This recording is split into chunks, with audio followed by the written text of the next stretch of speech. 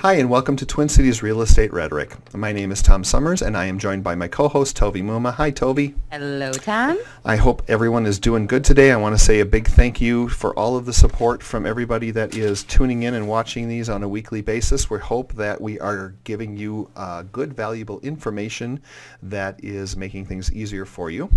Oh. Today is episode number 4, and we are going to cover how much does it cost to sell a home.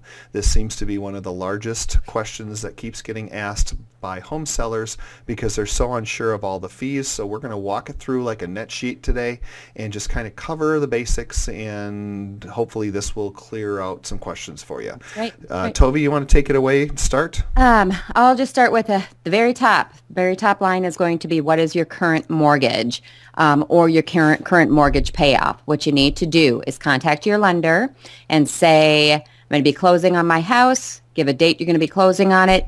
Tell them you need to find out what the payoff amount is, and they will send that information over to you. They'll give you a payoff amount, which is going to be different than what you see on your monthly statements.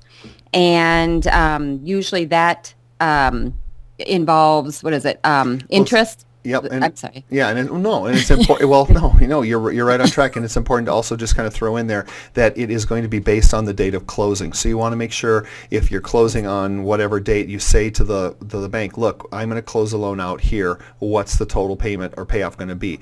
But this is more for you as a seller to know ahead of time when we're working on a net sheet for you, because the title company and closer will do this for you as a service as part of the closing. So you will have accurate numbers. Right. You will have accurate numbers. But this is just a good way for you and your realtor to find out, what are you going to be able to walk away with? What is your bottom line going to be after you pay off your mortgages and then be able to move on to something new? Well, yeah, and in many cases, a lot of people actually end up owing less than what they think they owe. Right. So it's always good to know. That's right. And then as far as a second mortgage, I wanted to mention that is anything that's attached to the house. So just for simplification purposes, it could be an equity line of credit or it could be a true second mortgage. But the same rules apply, don't they? They do. Yep. Get your payoff amount and interest and get that into the realtor, and they can put that together on the net sheet. Yeah, so we're going to break it down for you literally line by line and cover everything. So we want to get you within $1,000. There's a few things that we're never totally sure about because of the date of close and your prorating taxes, for instance, to the day of closing for buyer and seller. Most people end up getting some money back, as well as you'll also get some money back from home insurance. But at the same time, I don't know if we really covered that or count that in, because that's just going to be turned right around and thrown into another escrow account. Right. Exactly. So then the next thing we should probably talk about is the biggie, which is the broker commission, or the commission that you're going to pay your agent. Yep. Toby, what do you have to say about that?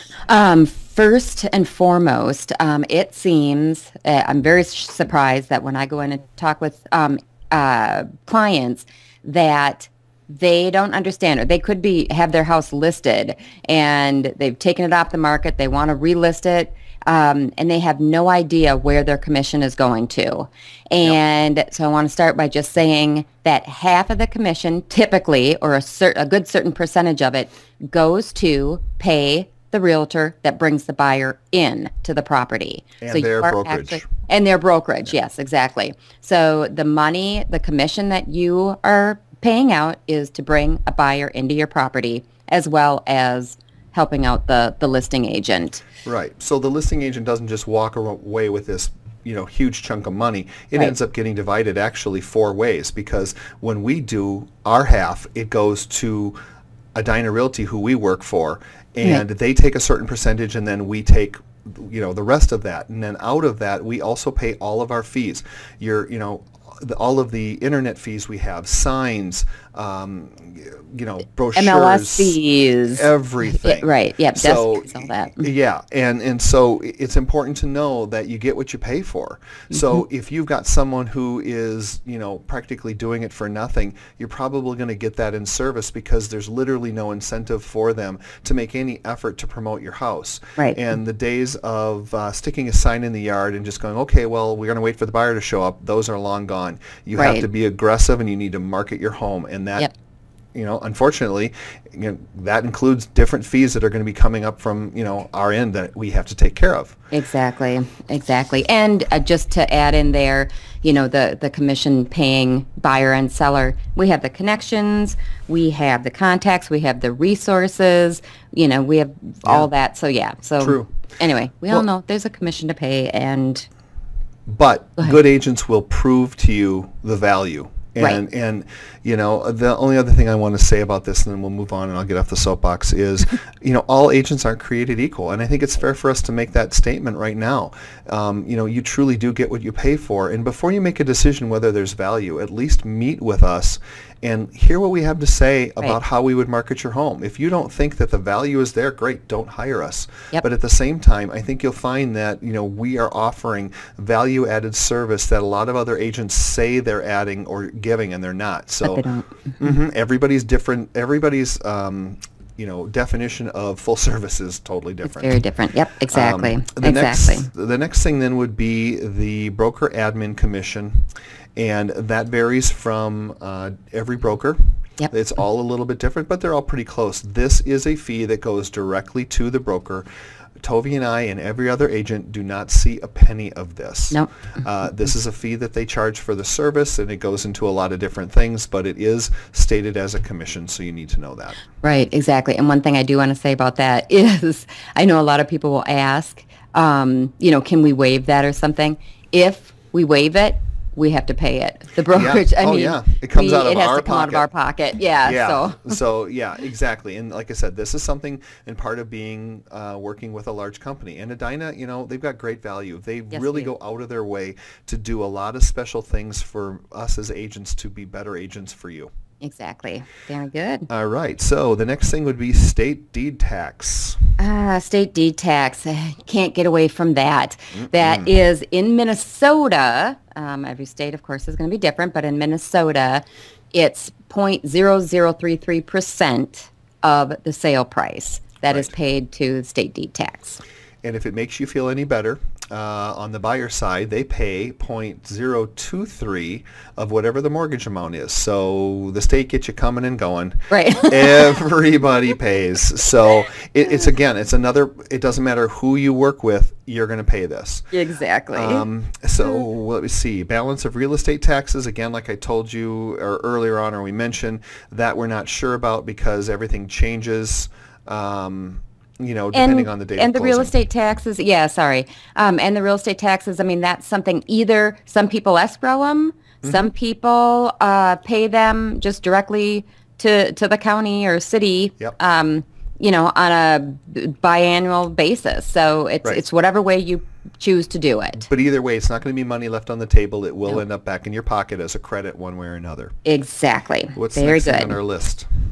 Hey, one thing we kind of, I think, skipped over was a title company. Oh, so yeah. the title company, they're the ones that are going to make sure you get free and clear title. They're going to handling all the transactions of the monies. They're going to be pulling the deeds, making sure there's no liens on the property, all that kind of stuff. They're basically the ones that sit down at the closing table with you, prepare everything, and those fees, I think, probably about $400. Yeah, I'd say $400 to $500, depending. Right. Give or Right. take. If it's I'm sorry. Go ahead. No, I was just going to say, and the other thing I wanted to mention regarding that is, Edina Realty is one of the only companies that does what we call a quick look, which is really, really important. It's not an additional cost to you as a seller, but what we do is we do a quick look on your title once we list the house. So then when it comes back, if there's anything on there that seems odd, we've got more than enough time to correct this. It used to be kind of, I felt like, okay, do we really need to do this? Because there was never a problem. But things have changed, especially with foreclosures. But there's been situations where someone had refinanced 3 or 4 years ago, and that company that refinanced them never actually recorded the deed properly. Right. If we don't have time to fix that, that's going to delay the closing or could get the buyer in a position where they're going to want to walk. Exactly. And then one other thing about title companies, I know us being with Edina Realty, we usually recommend going with, Edina Realty Title. The title companies, people are like, well, what's the big deal? But it's kind of like you were saying about a deed not being recorded or something like that. There's a lot of these little mom and pop shops that popped up 2000 through 2006 through 2007, Yep. and now they are no longer around. And so you are going in 2013 to try to sell your property, and there's no record of Yeah. any title information or an owner's policy or anything like that. So Yeah. the Well, title company is really important. yeah, and that's a really good point to make. Plus, I also want to say that neither of us get any money from the title. Okay, the reason that we have you go with Edina Title is because we trust them. We obviously work for the company, Right. and they've got a really great group of people there that will take care of you from beginning to end, and I don't have to worry that the problems won't get solved. I know that when we turn your title work in with a sale, the closers start working on it almost immediately and check to make sure that everything is as it should be. So when you hear these nightmare stories about things not closing because of a title issue, it's because typically the title company doesn't look at it till 3 days before the closing. Exactly. That's not going to be the case. So we recommend them because we trust them and we know they do great work. Right. Very good. Next on the list is... Buyer's closing costs. Oh yeah, this is a very contested issue. This is the hard one sometimes. Yes. Buyers nowadays, this has probably been going on for the last 7 years. Yeah, yeah. So that it's Yeah. been more requested, but the buyers are asking the sellers to pay their closing costs. Reason being, a lot of people, they may be selling their property and they're not making much off of it, and they're not able to come into a new property with a lot down, and all they can come up with is 3.5% down for an FHA or 5% down for a conventional, and they don't have an additional 3.5 to 5% to pay closing costs as well. Right. So they're asking the seller to pay that amount. And it's negotiable. It is But negotiable. it's also important to note that if you take the closing costs away from the buyer, more than likely they can't buy your house. Right.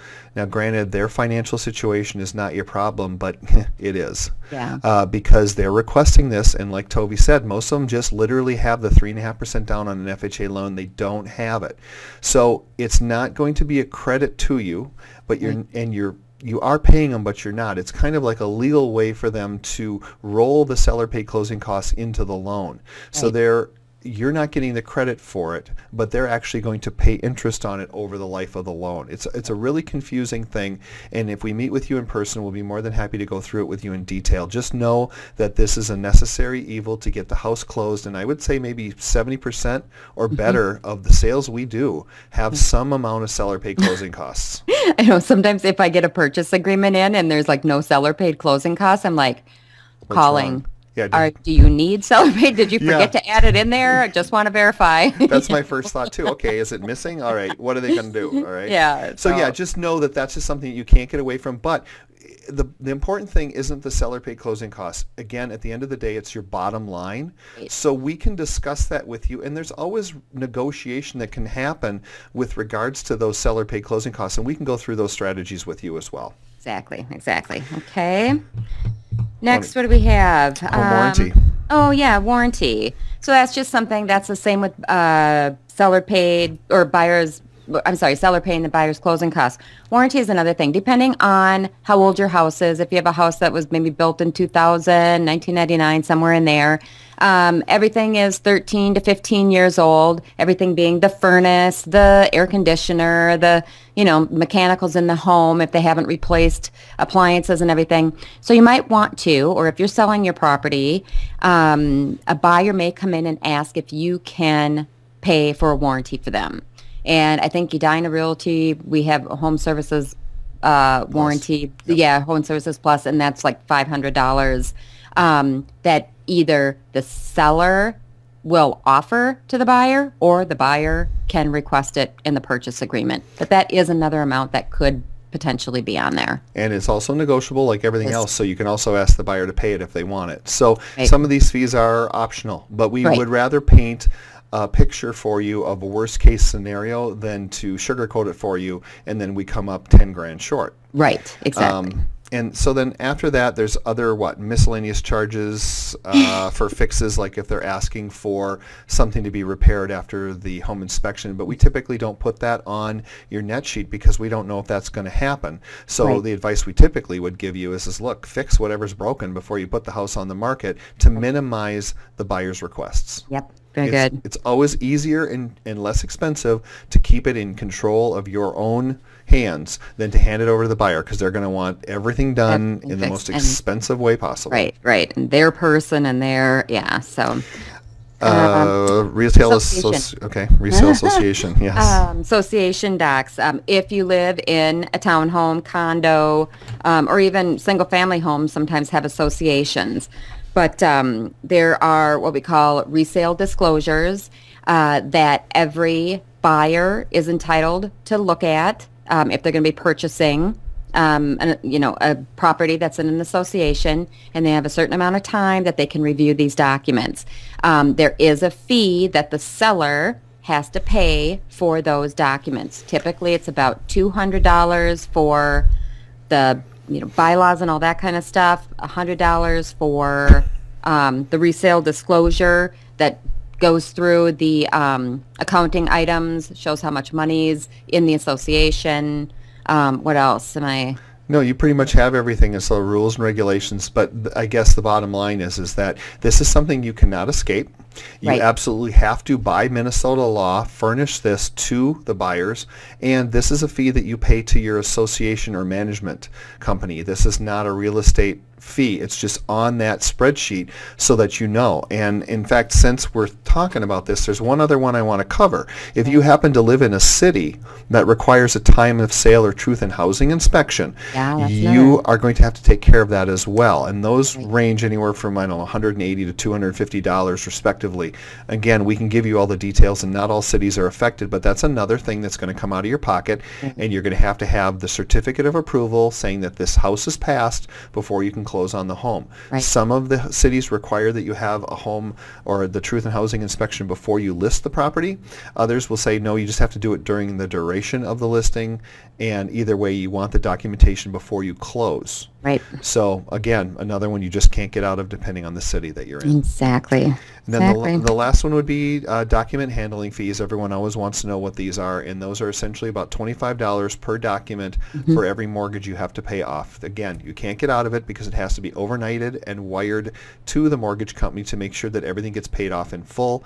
It's a cheap insurance policy because by using a wire and having the company send all of the money to your lender, will make sure that everything gets paid off correctly and on time and recorded properly, so that 5 years from now you don't still have an outstanding balance of whatever amount of money. Right. Yep. Yeah. Oh, that's good. So that's pretty much the long and short of it as far as how much does it cost to sell a house.